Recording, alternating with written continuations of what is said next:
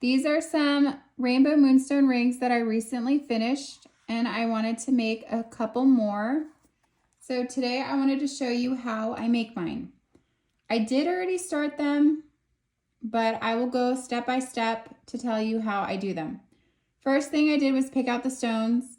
Today I wanted to use rainbow moonstone, so I picked various shapes and sizes for the rings that I'm going to be making. Next, I take this copper foiling tape and I apply it around the stone. And I use this is a pottery tool, but I use it to smooth the edges around the stone. Make sure that it's not lifting anywhere, that there's no gaps between the foiling tape and the stone, and that it just looks nice and smooth.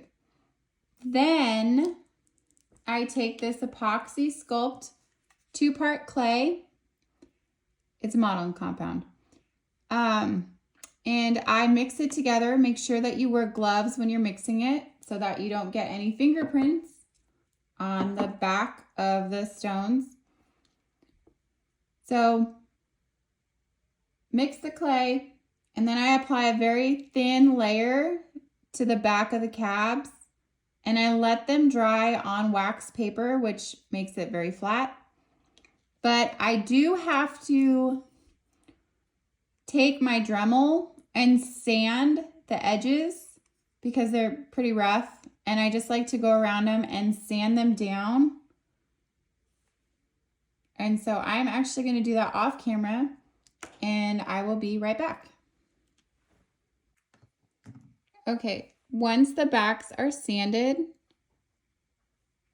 the edges should look much better, nice and smooth.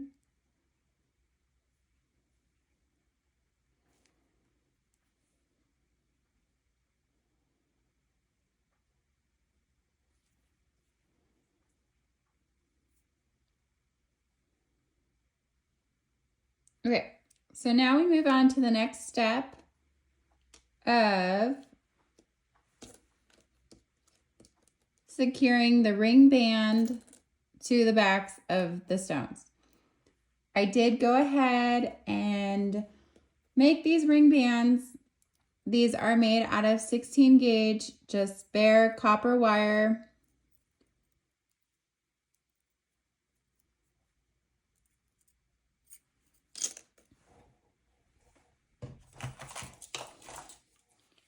And then you're going to want to use, this is what I use.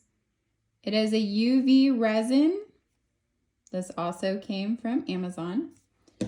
And this is my light that I use to cure it. It's really cool because it has one of those little clippies, and I can set it right there on the table and it doesn't move, and I have free range of holding the stone underneath it, and I don't have to worry about the light.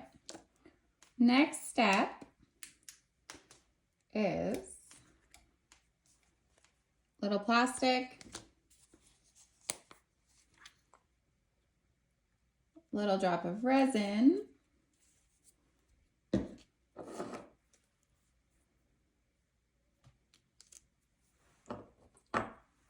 I like to use a toothpick, not that one, this one.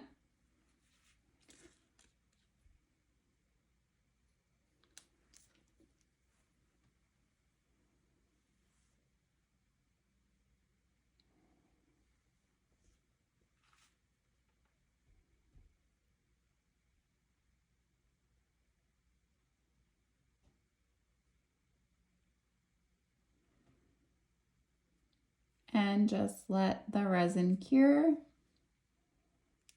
I will probably speed up this process.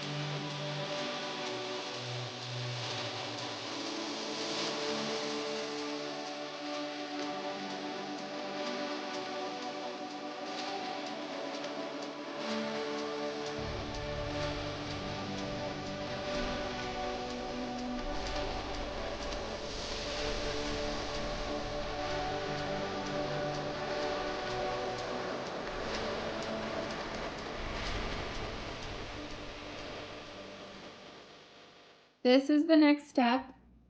I have all of my ring bands secured to the stones with a little bit of resin. I use a clothespin to hold them.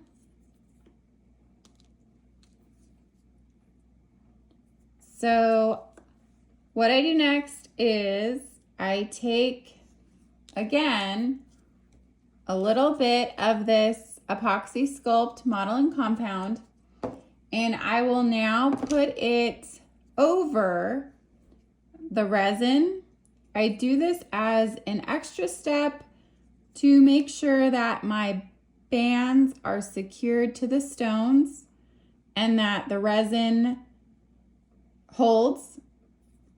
I let it cure for probably about 10 minutes, so it should really be good, but I do like to do that little extra step of adding a tiny bit more clay.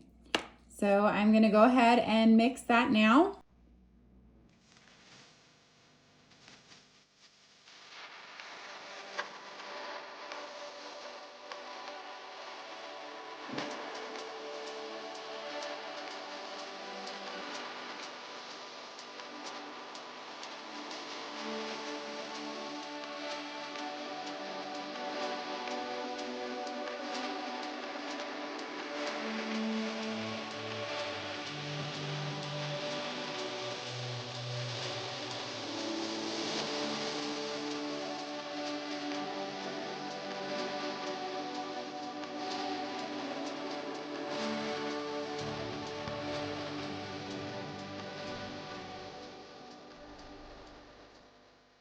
All the clay backings are on.